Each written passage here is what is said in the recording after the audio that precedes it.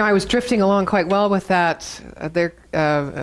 Seek me inside, I'm already there. Look out, you'll find me everywhere, basically. You're in nature, you're everywhere. This is the idea about God. This is the idea about the presence of God. And we, the creation of God. And when your last line came, which was? Oh, yours, three. Comes a time you'll know you're me. There you are. And so that is the lead-in and the metaphysical bridge from the fundamental idea of how religion works with God and how the metaphysical languaging and concept or principle shifts that idea. Comes a time when you know you are me. There is no separation. And yet our experience and our journey of getting to know ourselves as God in God, not with God, necessarily from God, although that's all true, because it's all one thing, right? But that journey is a journey of duality. Later on, I've got a talk that is entitled, There is no I in we, and there is no we in the one. And it can get very confusing,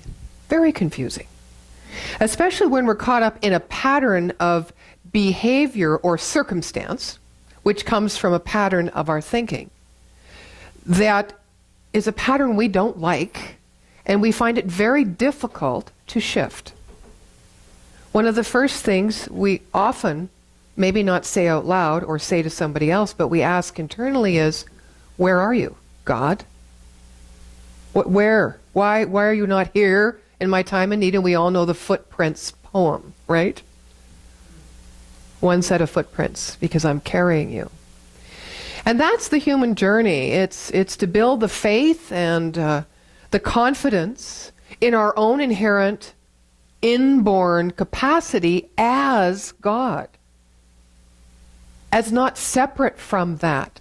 Of course, there is an infinite mind and an infinite intelligence and an infinite potentiality that we grow ourselves into and expand into as us. So do not hear that I am saying we are God, because God is all there is and is infinite. Are we infinite?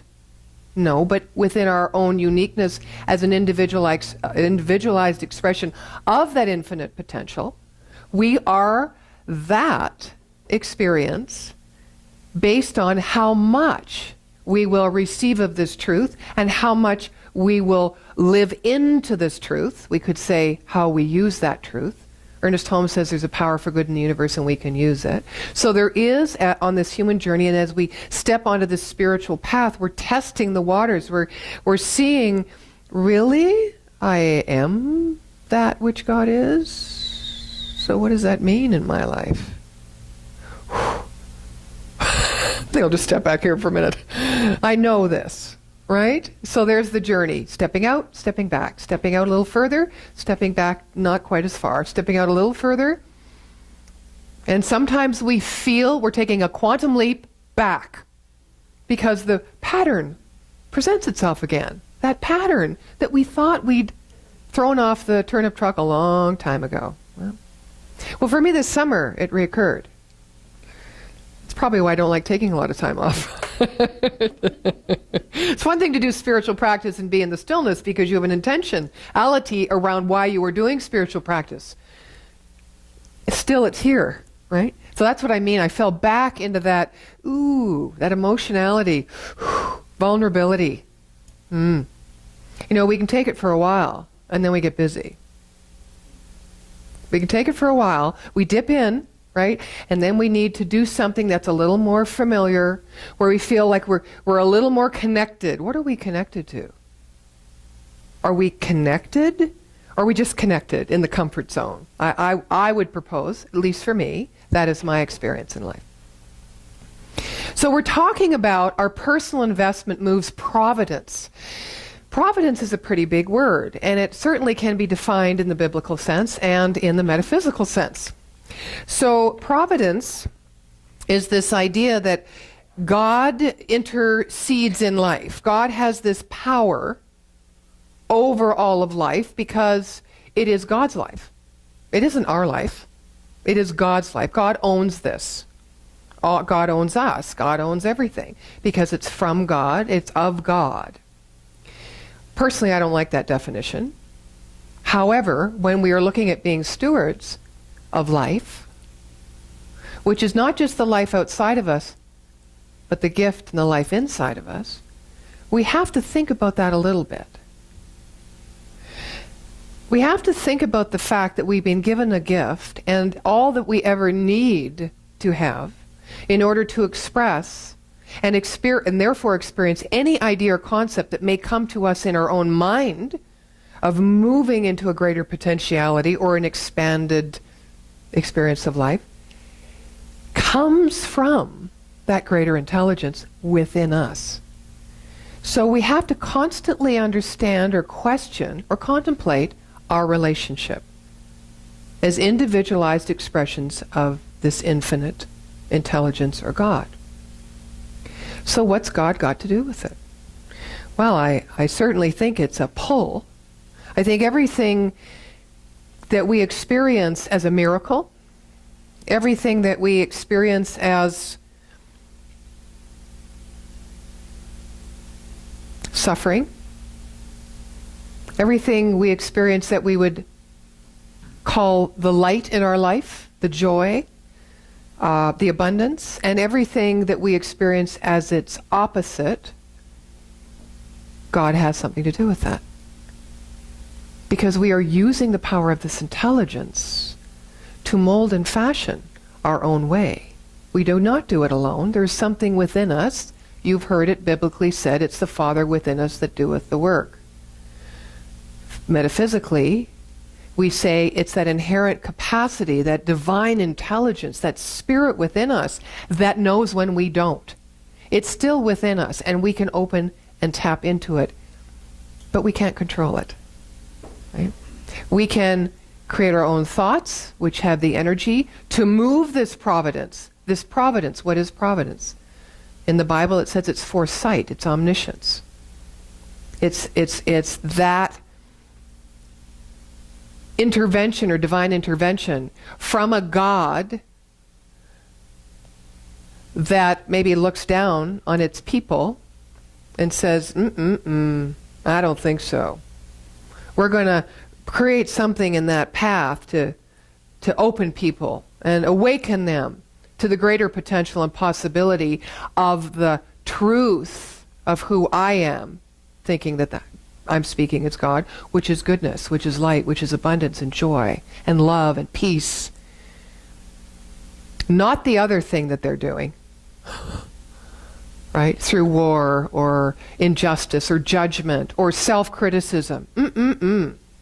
So providence might be, in that sense, this God watching over us going, I think needs a little bit of tweaking over here. But metaphysically, the way we look at it in New Thought is that there is nothing outside of us doing anything to us. It all moves through us. It all moves through us. So if we were that God in this little scenario, what would we be saying to ourselves? I failed. I didn't quite cut the wide swath that I had intended in this area of my life yet. Or I'm doing really well over here, but I'm doing not so great over here. My life is in balance. I mean, we make these judgments on ourselves, and some are very helpful because we can kind of get back on the path. But there's another piece in us that's important, that moves providence. It's our personal investment in the entirety and the wholeness of who we are. Not just in what our mind can think for us, about us, to create a life. It's what we feel inside. And we often put that on the shelf and deal with it later.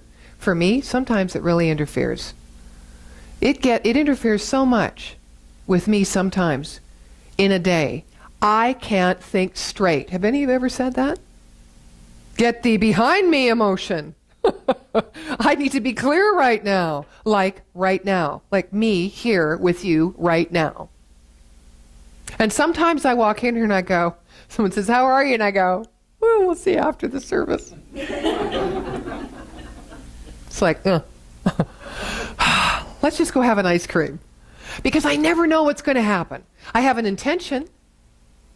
To me, this is a personal investment. To invest and support with my intellect and my intention that within me, that God within me, that I don't know, that I'm always learning about, that is not divine as opposed to my humanity, but just is what it is in its entirety. That to me is a personal investment. So what's my call to action in that? One of the things that I came across in my own contemplation this summer was our value is essence-based. It isn't action-based. It's essence-based. We're enough because we exist. We don't have to do anything. And yet, in this world, we are called to do. Presumably, hopefully, intentionally, over time, our doingness will align with our beingness. But often we are in inner conflict. We are divided against ourselves because we have a set of values or dreams or intentions that we don't see coming to fruition. And we're not too sure why. One of the things for me is that I always go back to my personal investment. Am I allowing myself?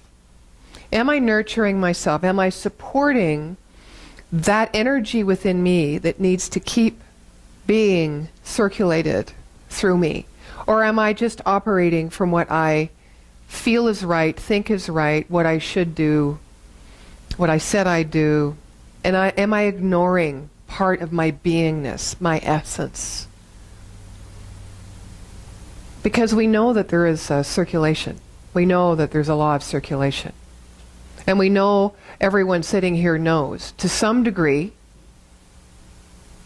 that what happens and occurs in the outside of our world, in our own world of experience, comes from our inner belief system, right? So life flows from the inside out.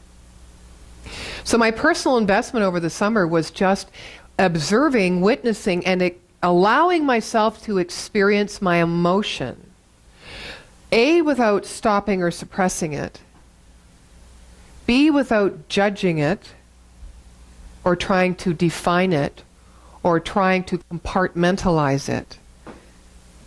C, without needing to defend it to anybody else, including myself. And I would say to you, I am grateful. I feel growth. I feel cleansed. I feel more one with myself, more centered, and I would also describe it as a hard time.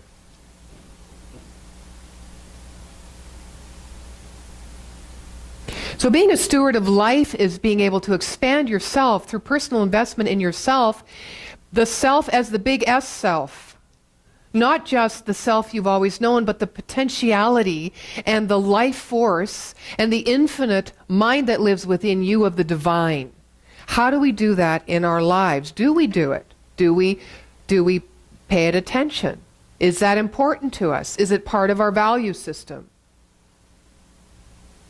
You know, these are contemplative questions. They're deeper questions.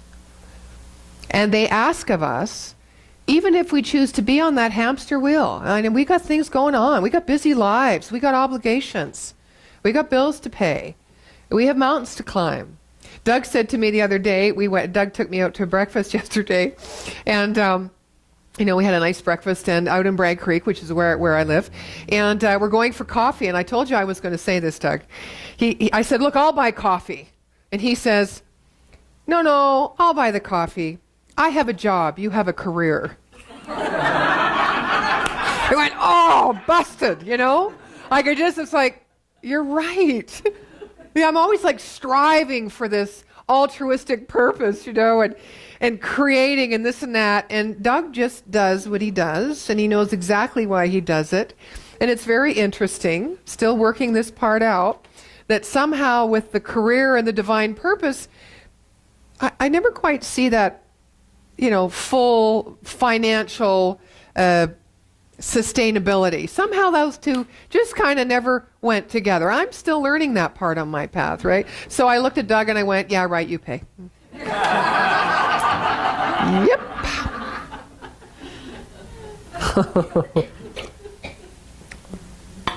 I'll share a little story with you. It's called Giving What You Have. You might remember this. It's a story of two country boys talking. One asks, he says, Billy Bob, if you had $1 million, would you give me half of it? And old Billy Bob replies, Leroy, you know I would. So Leroy questioned again, if you had $1,000, would you give me 500? Leroy, we've been friends for over 20 years, said Billy Bob, and you know I would give you $500 if I had 1,000. Well, old Leroy scratched his chin and asked, if you had 2 hogs, would you give me one? And Billy Bob says loudly, that's not fair. You know I have 2 hogs. Isn't that beautiful? Give what you have. In the Bible, it keeps talking about don't give what you don't have. Don't give from what you don't have. Give from what you have.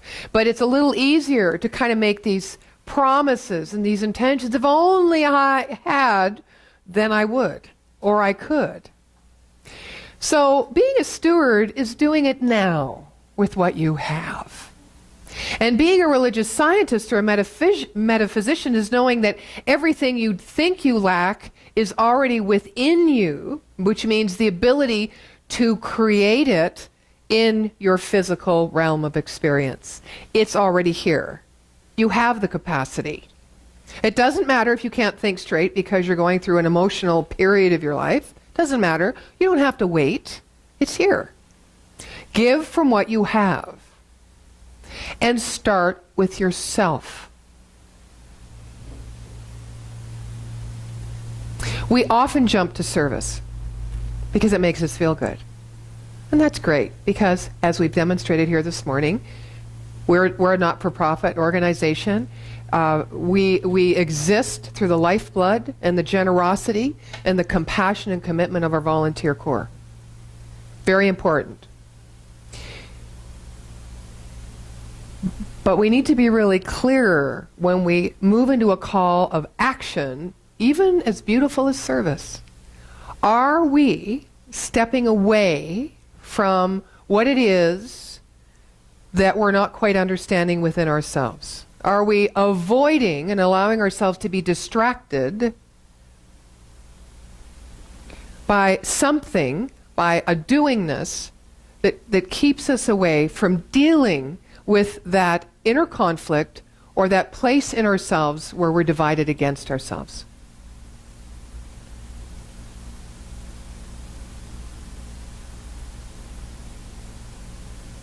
Our value is essence-based. It is not action-based. To be stewards of life, it asks us to know and to behave through thought, word, and deed in as much as the principle we teach, which is unity, that all life is one thing. And why is that important? Well, because that includes us. There's a natural state of belongingness that often in the human journey we long for to fill because it feels like a void. Right? If we don't have a relationship, or we're not, or people start dying on us, or we change a job, or we need to take a sabbatical, or whatever happens that's different for us, and we don't feel very comfortable in the newness of what we're experiencing in life, or we're digging a little deeper and we're doing our personal work and all this stuff starts coming out. We start detoxifying emotionally, mentally, physically, and we're not comfortable, we feel separate. And like animals, we often take ourselves away to do this work. How can we be stewards of life when we take ourselves away? Can we do both? Yes, we can. Because we are it all. We're everything. Save for our judgment on, I'm not right, I'm not at my best, I'm not... I remember I said to Reverend Connie today, she said, well, when I go to Africa, she has a work in Nairobi, and she's going back to Africa October 1st. And she looked at me as we were getting coffee this morning, and she said, are you going to Skype me? And I went, yeah, I'll Skype, even on Saturday morning when I'm in my jammies. You know, my couples they want me to Skype them, my wedding couples, and I only give them specific times because I have to look my best. You know how it is. But I said, for you, yeah, it's good, in my jammies. And you know, we all have these little thoughts in our mind about, you know, when I'm at my best, then I can volunteer. When I have enough money, then I can help someone out. Or when you know how that is. We have it now.